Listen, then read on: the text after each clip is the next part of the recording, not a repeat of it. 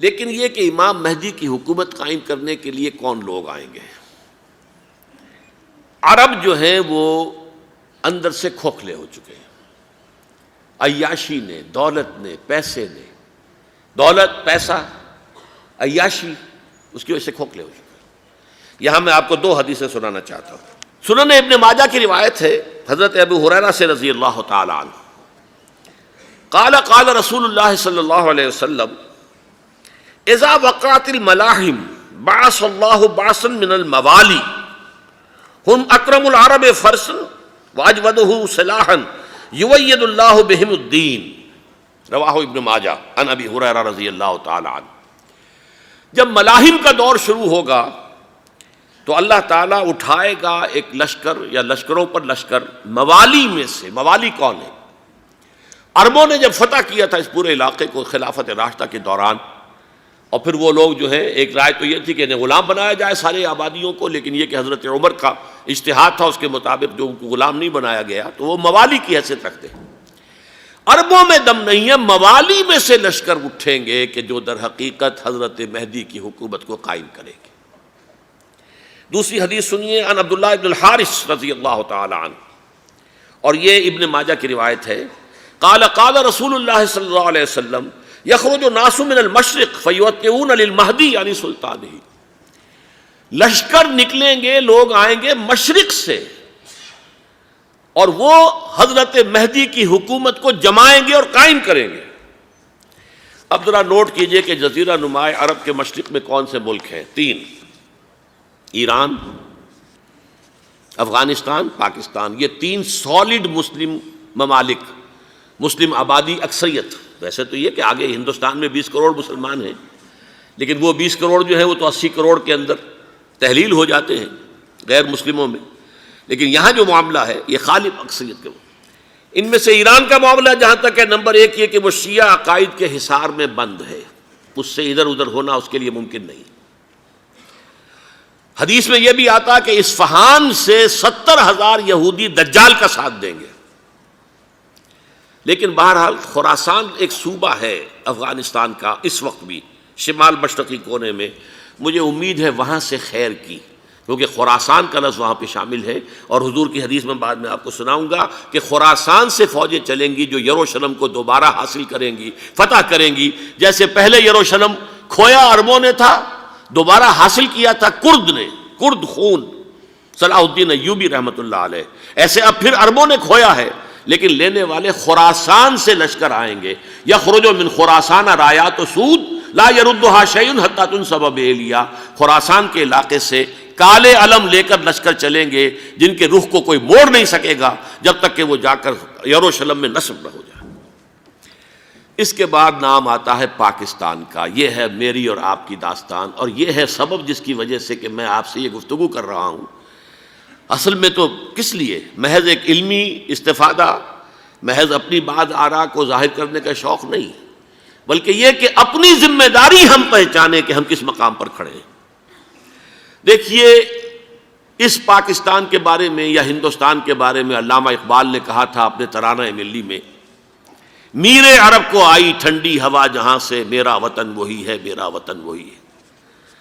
اور مجھے بتایا گیا کہ سنن ابی داؤد میں یہ روایت موجود ہے کہ حضور نے فرمایا کہ ہندوستان کی طرف سے مجھے ٹھنڈی ہوا آتی ہے، اگرچہ مجھے وہ حدیث ابھی نہیں ملی ہے، لیکن حزب التحریر کا ایک کارڈ مجھے ملا تھا، تو اس میں اس حدیث کا اور اس میں ابو داؤد کا روایت کا حوالہ موجود تھا۔ لیکن میں جو چیز آپ کو بتا چکا ہوں وہ یہ کہ الف ثانی کا پورا تجدیدی کارنامہ اس ہندوستان کی سرزمین میں ہوا۔ مجدد الف ثانی شیخ احمد سرندی، شاہ ولی اللہ دہلوی، سید احمد بریلوی، وہ تو ہمارے پاکستان میں آ کر جو ہے ان کا خون جذب ہوا ارض پاکستان میں۔ پھر شیخ الہند مولانا محمود حسن۔ تحریک خلافت چلی تو صرف ہندوستان میں چلی اور کہیں نہیں چلی۔ آزادی کی تحریک چلی پوری دنیا میں، وہ نیشنلزم کی بنیاد پر چلی، ملے نیشنلزم، عرب نیشنلزم، ترک نیشنلزم۔ ہمارے ہاں چلی تو اسلام کے نام پر، پاکستان کا مطلب کیا؟ لا الہ الا اللہ۔ پھر پاکستان قائم ہوا معجزے کے طور پر، بلکہ نازل ہوا ہے لیلۃ القدر میں، انا انزلناہ فی لیلۃ القدر، جیسے قرآن نازل ہوا لیلۃ القدر میں، یہ پاکستان بھی نازل ہوا لیلۃ القدر میں۔ اس کا برقرار رہنا ابھی تک معجزہ ہے۔ ہندو یہ سمجھتا تھا، کانگریس سمجھتی تھی کہ جھٹپٹ ختم ہو جائے گا۔ پھر یہ کہ اس کا قرارداد مقاصد کا پاس ہو جانا، مزید بھی اور اضافی دفعات دستور میں آ جانا، اب کمرشل انٹرسٹ کو ربا قرار دے کر حرام قرار دینا، یہ سارے لینڈ مارکس ہیں کہ جو اشارہ کر رہے ہیں کسی چیز کی طرف، معاملہ کدھر جا رہا ہے۔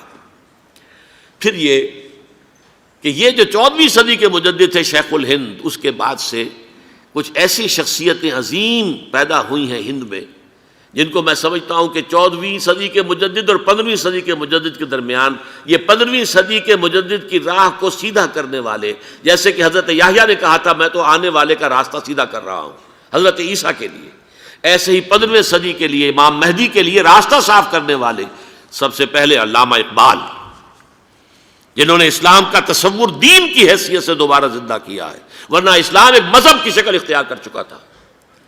پھر مولانا مودودی، مولانا ابوالکلام آزاد حکومت الہیہ کے نعرے کے ساتھ میدان میں آئے۔ یہ اقبال نے جو تصور پیش کیا تھا اس پر عملی جد و جہد کے لیے حزب اللہ قائم ہوئی۔ نوٹ کر لیجئے 11 برس کا فرق ہے عمر کا علامہ اقبال کے اور ابوالکلام کے، اور 1913 میں جب حزب اللہ قائم کی ہے اس وقت علامہ اقبال کی ملی شاعری اپنے عروج کو پہنچ چکی تھی۔ پھر یہ کہ علامہ اقبال کے بعد تعمیل جو ہے اس کام کی وہ ابوالکلام نے کی، لیکن روایتی علماء نے کی شدید مخالفت کی وجہ سے وہ بددل ہو کر چھوڑ گئے، کانگریس میں شامل ہو گئے، بساط جو ہے حزب اللہ کی انہوں نے لپیٹ دی۔ پھر مولانا مودودی آئے، انہوں نے وہ ڈور جو ہے اس کا سرا تھاما، جماعت اسلامی قائم کی حکومت الہیہ ہی کے قیام کے لیے۔ اگرچہ میرے نزدیک یہ کہ وہ انتخابی اور ایک قومی سیاست کی ایک جماعت بن کر پاکستان میں جو ہے دلدل میں پھنس گئی ہے، اب ہم اس کی کوشش کر رہے ہیں، تنظیم اسلامی اور یہ تحریک خلافت جس کے تحت یہ جلسہ ہو رہا ہے، یہ ساری چیزیں وہ ہیں کہ آپ کو سوائے پاکستان کے اور کہیں نہیں ملیں گی پوری دنیا میں۔ معلوم ہوتا ہے کہ پاکستان کو بہت بڑا رول پلے کرنا ہے اس میں، اور اس کے ساتھ اب جمع کر لیجئے افغانستان کی عمارت افغانستان، اسلامی عمارت افغانستان قائم ہو چکی ہے۔ یہ پچھلے 20 سالوں میں جو کچھ وہاں ہوتا رہا ہے اس سے پہلے تصور نہیں ہو سکتا تھا۔ علامہ اقبال کے فرزند بھی دیکھ کر آئے ہیں، تو اگرچہ وہ خود میں سمجھتا ہوں کہ خاصے انہیں آپ لبرل کہیں، آزاد خیال کہیں، لیکن اس درجے متاثر ہو کر آئے تھے کہ انہوں نے یہ کہا افغانستان میں جو میں نے حالات دیکھے ہیں کہ اگر 2-4 اور مسلمان ملکوں کے اندر یہ نظام قائم ہو جائے تو پوری دنیا مسلمان ہو جائے گی۔ یہ سب کچھ کیسے ہو رہا ہے؟ یہ آنے والے دور کی جھلکیاں ہیں۔ Coming events are casting their shadows before. یہ سب بتا رہے ہیں کہ پاکستان افغانستان کو مل کر اس میں کوئی عظیم رول پلے کرنا ہے۔ اور اس کے ضمن میں اب میں علامہ اقبال کے بارے میں آخری بات کہہ رہا ہوں۔ علامہ اقبال کے بارے میں عام یہ خیال ہے، انہوں نے اپنے خطبات میں مہدی کا اور نزول مسیح کا، حالانکہ میں کل پڑھ رہا تھا مولانا سید احمد اکبر آبادی رحمۃ اللہ علیہ کا ایک مقالہ ان کا کہ علامہ اقبال نے ابن خلدون کے بارے میں یہ کہا ہے کہ مہدی کا اور نزول عیسیٰ کا دونوں کا انہوں نے انکار کیا ہے، حالانکہ ابن خلدون نے نزول عیسیٰ کا انکار نہیں کیا، صرف مہدی کا انکار کیا ہے۔ بہرحال علامہ اقبال نے خطبات میں انکار کیا ہے، لیکن یہ کہ اپنی شاعری کے اندر میں چیلنج کرتا ہوں کسی بڑے سے بڑے اقبال شناس کو، ان کا یہ شعر ذرا سنیے: خضر وقت از خلوت دشت حجاز آید بروں، کارواں زی وادی دور و دراز آید بروں۔ خضر وقت، امام وقت، رہنمائے وقت، قائد وقت، خلوت دشت حجاز، حجاز کی صحرا کی کسی خلوت گزینی سے نکل کر باہر آئیں گے۔ میں حیران ہوتا ہوں علامہ کے اس فکر پر اور اس مصرے پر۔ یہاں انہوں نے شیعہ اور سنی دونوں کے کانسیپٹ جمع کر دیے۔ شیعہ کا کانسیپٹ یہی چھپے ہوئے کسی غار میں وہاں سے برآمد ہوں گے، اور ہمارا کانسیپٹ میں ام سلمہ رضی اللہ تعالیٰ عنہ کی حدیث سنا چکا، چھپے ہوئے ہوں گے وہ وہاں پر، مدینے سے نکل کر آ کر مکے میں چھپ جائیں گے۔ اس خانہ جنگی کی حالت میں لوگ ان کی طرف دیکھ رہے ہوں گے، سوچتے ہوں گے انہیں میدان میں آنا چاہیے، کوئی پارٹ پلے کرنا چاہیے، امت کی رہنمائی کرنی چاہیے، لیکن وہ چھپیں گے، وہ کارہ ہوں گے، وہ اس ذمہ داری کو قبول نہیں کرنا چاہیں گے، جا کے چھپ جائیں گے مکے میں، وہاں سے مکے والے انہیں نکالیں گے، اور وہ کارہ ہوں گے، انہیں بالکل یہ پسند نہیں ہوگا کہ یہ ذمہ داری اٹھائیں۔ تو خضر وقت از خلوت دشت حجاز آیت بروں، کارواں زی وادی دور و دراز آیت بروں۔ کارواں جو چلے گا ان کی مدد کے لیے اس وادی دور و دراز، اس زی عظیم وادی دور و دراز، یہ وادی سندھ ہے۔ وادی سندھ جو ہے ہم سمجھتے ہیں کہ صرف یہ پاکستان اور پنجاب جو ہے یہ اس میں شامل ہے، سندھ اور پنجاب نہیں، افغانستان کا پورا مشرقی علاقہ اس میں شامل ہے۔ جیسے دریائے جہلم سندھ میں جا رہا ہے، جیسے دریائے گلگت سندھ میں آ کر ملتا ہے، جیسے دریائے چناب اور راوی اور جہلم اور یہ سب جا رہے ہیں اور آ رہے ہیں، اسی طرح دریائے کابل کہاں سے آ رہا ہے، دریائے گومل کہاں سے آ رہا ہے، ٹوچی کہاں سے آ رہا ہے، یہ سارا جو ہے ڈرین جو ہو رہا ہے ایسٹرن جو ہے پارٹ آف افغانستان، یہ سب وادی ہے۔ اس وادی کے یہ دو حصے ہیں، ایک حصہ جو ہے یہ ادھر پاکستان میں ہے اور اسی وادی کا دوسرا حصہ جو ہے وہ افغانستان میں ہے۔